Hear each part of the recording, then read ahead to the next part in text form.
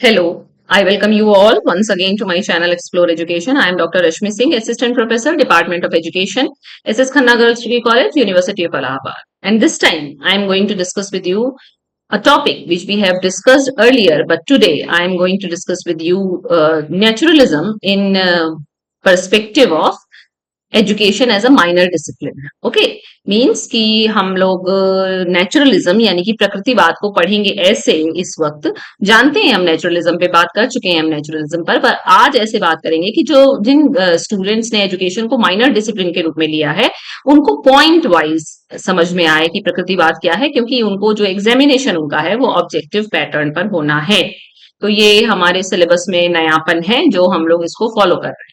तो अब मैं अपने पुराने वीडियोस जो मैं पहले बना चुकी हूँ जिसमें मैटर ज्यादा है, कंटेंट है, ताकि आप सब्जेक्टिव आंसर लिख सकें, short answer type, long answer type, अब उसको मैं ऑब्जेक्टिव एंगल से फिर से आपके साथ डिस्कस कर रही हूँ. तो नेचुरलिज्म को जानते हैं, meaning and origin of naturalism. Where does the word come from? Naturalism comes from the word nature. प्रकृति से आया है प्रकृतिवाद. Father of naturalism Rousseau. हम लोग अभी आइडियलिज्म पढ़ रहे थे, उसके फादर प्लेटो थे. इनकी फेमस बुक इमील है. इस पर भी प्रश्न पूछ लिया जाता है कि इमील किसकी किताब है. 1762 में लिखी गई है. सोचिए आप, ईयर देखिए. फेमस स्लोगन इनका था रिटर्न टू नेचर, प्रकृति की ओर लौटो. Naturalism is a reaction against idealism, stress on mind and spirit. आप ऐसे समझ सकते हैं कि प्रकृतिवाद एक प्रतिक्रिया थी आदर्शवाद के खिलाफ, जो कि आदर्शवाद ने बहुत ज्यादा माइंड और स्पिरिट पे जो स्ट्रेस कर दिया था, उसके अगेंस्ट ये रिएक्शन नेचुरलिज्म के रूप में आया. तो अगर हम इसको एग्जाम पॉइंट ऑफ व्यू से इसका डेफिनेशन देखें तो naturalism is the philosophy which believes that nature itself is the ultimate reality. इनके लिए नेचर ही रियलिटी है, जबकि आइडियलिज्म के लिए रियलिटी क्या था? माइंड और मैटर, आइडिया, है ना.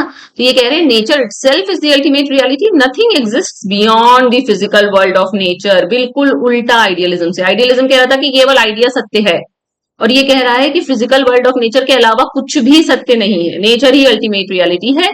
There is no supernatural और स्पिरिचुअल एलिमेंट, जबकि स्पिरिचुअलिटी पे बहुत इंफेसिस आइडियलिज्म का है. तो आप कह सकते हैं बिल्कुल नितांत विपरीत आइडियलिज्म से ये फिलोसफी है. यहाँ कह रहे हैं कि कोई सुपर नेचुरल या स्पिरिचुअल एलिमेंट इसके पास नहीं है, नेचर ही सोल और कंप्लीट रियलिटी है. मतलब एकमात्र और संपूर्ण सत्य या यथार्थ क्या है? प्रकृति. Denial of the super natural या स्पिरिचुअल वर्ल्ड, भौतिक और सुपर नेचुरल संसार का ये विरोध करते हैं, अस्वीकार करते हैं. मैन को ये पार्ट ऑफ नेचर मानते हैं कि प्रकृति का हिस्सा ही है मैन, और वो प्राकृतिक नियमों से गवर्न किया जाता है. Knowledge is gain through the senses and experience. और ज्ञान की प्राप्ति कैसे होती है? ज्ञानेंद्रियों के द्वारा या अनुभव के द्वारा.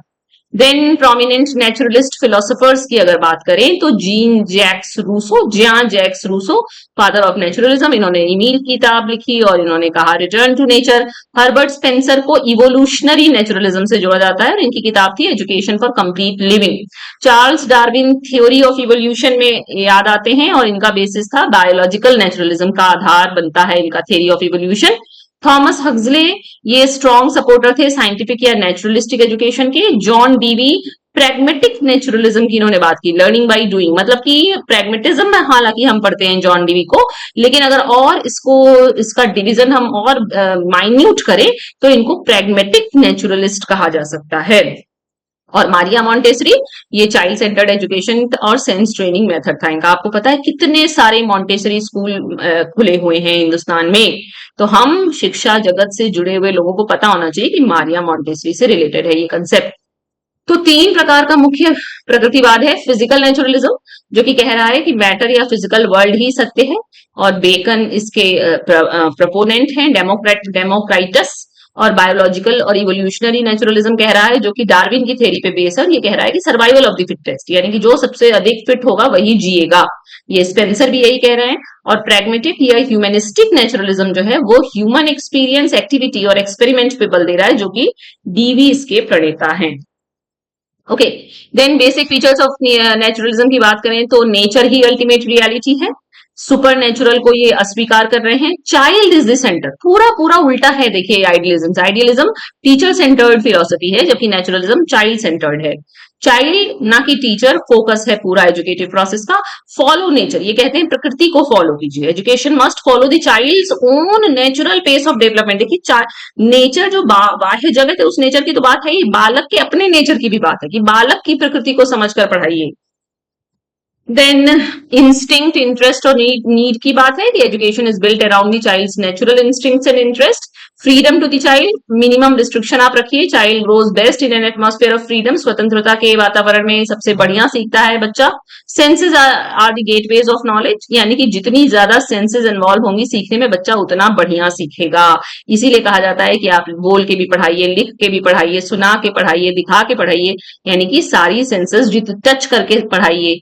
तो ये कह रहे हैं कि all knowledge originates through sensory experience और स्ट्रगल फॉर एग्जिस्टेंस, यानी सर्वाइवल ऑफ द फिटेस्ट, यानी education prepares the child for life struggle, यानी कि जीवन का जो संघर्ष है उसके लिए शिक्षा बच्चे को तैयार करती है। फिर अगर फिलोसॉफिकल बेसिस देखें इसका, तो मेटाफिजिक्स, एपिस्टेमोलॉजी और एक्जियोलॉजी देखना है। मेटाफिजिक्स में नेचर ऑफ रियलिटी क्या है? नेचर अलोन इज रियल, प्रकृति ही एकमात्र सत्य है। Man is a highly evolved animal और पार्ट ऑफ नेचर, जो मनुष्य है वो प्रकृति का ही हिस्सा है लेकिन उसमें सबसे ज्यादा इवॉल्व्ड है। और universe runs by fix natural laws, और जो ब्रह्मांड है वो प्रकृति के ही फिक्स्ड नियमों के तहत चल रहा है। इपिस्टेमोलॉजी क्या है? Knowledge gain through senses and experience, ज्ञान को आप कैसे पा सकते हैं? ज्ञान इंद्रियों के द्वारा, अनुभव के द्वारा। ऑब्जर्वेशन और एक्सपेरिमेंटेशन को की टूल्स कहा गया, और कहा गया कि या तो ट्रायल एंड एरर से बच्चा सीख सकता है या लर्निंग बाई डूइंग से, यानी करके। और एक्जियोलॉजी, इसमें मूल्य कैसे निकल के आ रहे हैं? बायोलॉजिकल और सोशल नीड्स से मूल्य निकलेंगे। कोई फिक्स्ड इटर्नल वैल्यूज नहीं है, वैल्यूज रिलेटिव हैं। और utility and survival guide what is good, यहाँ पे ये थोड़ा बहुत आपका प्रकृति प्रेगमेटिज्म से मिलता है।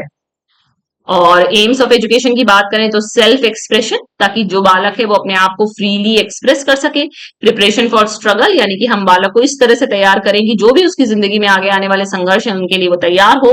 हार्मोनियस नेचुरल डेवलपमेंट, यानी कि चाइल्ड अपनी ओन नेचर के हिसाब से, अपनी ओन पेस के हिसाब से पढ़े सीखे। कंप्लीट लिविंग, हर्बर्ट स्पेंसर ने कहा था कि education prepares for all aspects of life. Racial और एनवायरमेंटल एडजस्टमेंट, और यूटिलिटेरियन एम, यानी कि उपलब्धकारी, लाभकारी हो शिक्षा। Education should be practical and useful for real life, शिक्षा जो होनी चाहिए वो प्रायोगिक भी होनी चाहिए और जीवन के लिए उपयोगी भी होनी चाहिए। देन इस कौन से विषय इम्फेसाइज करता है करिकुलम? तो नेचर स्टडी, भाई नेचर सब कुछ है तो nature study, science, biology, physiology, क्योंकि बच्चे का सर्वांगीण विकास करना है तो फिजिकल एजुकेशन भी। सेंसेस से बच्चा सीखेगा, करके सीखेगा तो हैंडीक्राफ्ट और मैनुअल वर्क भी। ज्योग्राफी और प्ले एंड आउटडोर एक्टिविटीज।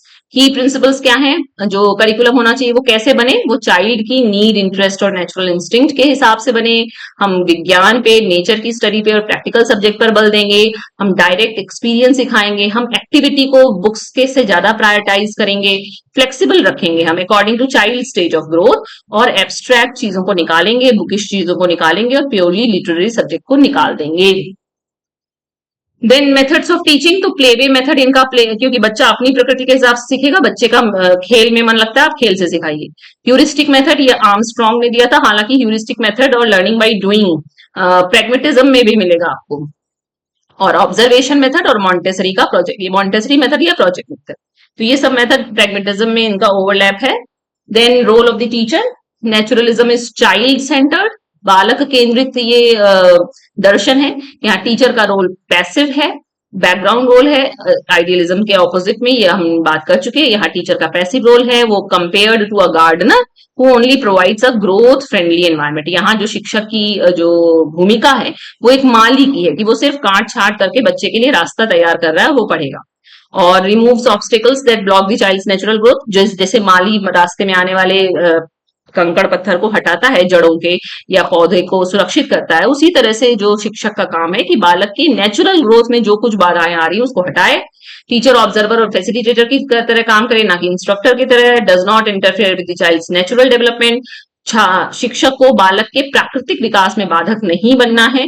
और नेगेटिव एजुकेशन को फॉलो कीजिए, जो रूसो ने कहा था, निषेधात्मक शिक्षा। और डिसिप्लिन क्या होगा? डिसिप्लिन थ्रू नेचुरल कॉन्सिक्वेंसेज, इस पे हम लोग पहले भी बात कर चुके हैं, ये रूसो का कथन है। Child learns from the results of his और हर ओन एक्शंस, बालक कैसे सीखेगा? जो कुछ भी वो करेगा उसके जो उसको परिणाम या दुष्परिणाम मिलेंगे उसी से सीखेगा। नो एक्सटर्नल इम्पोज्ड और आर्टिफिशियल डिसिप्लिन, कोई अप्राकृतिक, कृत्रिम और ऊपर से लादा हुआ डिसिप्लिन नहीं होगा।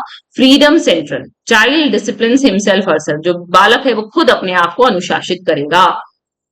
तो स्कूल कैसा हो, हालांकि ये स्कूलों का विरोध किया इन्होंने, नेगेटिव एजुकेशन की बात की, लेकिन स्कूल बने जो नेचर के समीप हो, जो ओपन हो, जो नेचुरल सराउंडिंग्स में। आप देखिए बहुत सारे अच्छे स्कूल्स जो हैं वो ऐसे ही बने हैं। फ्री, फ्लेक्सिबल और नॉन रिस्ट्रिक्टिव एनवायरनमेंट रखा जाए स्कूलों का। More like a playground and a formal rigid institution, वो ऐसा लगे कि कोई प्लेग्राउंड है और वहां पे रियल ऑब्जेक्ट्स आपको प्रोवाइड किया जाए, नेचुरल मटेरियल दिया जाए सीखने के लिए। देन मेरिट्स ऑफ नेचुरलिज्म की बात करें तो चाइल्ड सेंटर्ड है, साइंटिफिक और प्रैक्टिकल अप्रोच है, चाइल्ड साइकोलॉजी के प्रिंसिपल्स पर आधारित है, बालक को फ्रीडम देता है, क्रिएटिविटी देता है और सेल्फ एक्सप्रेशन की क्षमता देता है, लर्निंग को प्रमोट करता है थ्रू एक्टिविटी से, और bookish rote learning based education को कम करता है।